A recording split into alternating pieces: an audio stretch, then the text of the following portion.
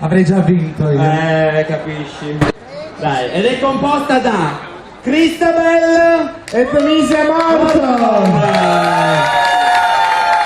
l'organizzatrice di Miss Drag Queen Friuli Venezia Giulia, Luciana! gli organizzatori di Miss Drag Queen Trentino Alto Adige e Sud Tirol, Kelly Minogue! Regina Queen! E poi uno dei vocalist più chic del Veneto, capisci? Capisco sì. Cristian Saudigno! Eccolo, guarda che chic!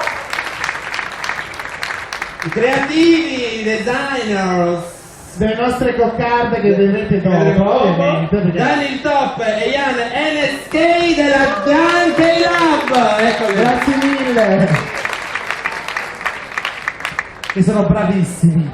Mi hanno fatto uno... Si può dire spermatozoo? Sì. Sì! È scientifico Sì, comunque. sì, sì. Mi hanno fatto un cappellino a forma di spermatozoo. È meraviglioso. Grazie Ian. Sono dei creativi veri. Allora, cosa vinceranno? Cosa vinceranno? Cosa vinceranno? Allora, vinceranno la coccarda creata per l'occasione da loro due, questa coccarda favolosa l'ho già vista, una spilla gioiello con il logo del nostro concorso creata, no, ma non solo tu, anche noi tre, mai niente.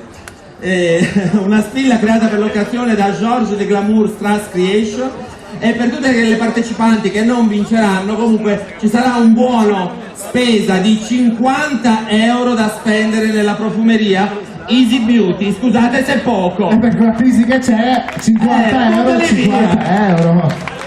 Solo con ma pensare che l'anno prossimo la signora le mette in palio 500 aggiudicata, l'anno prossimo, mi raccomando.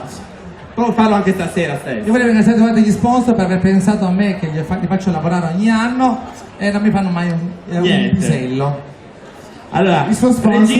Regina, andiamo che si inizia.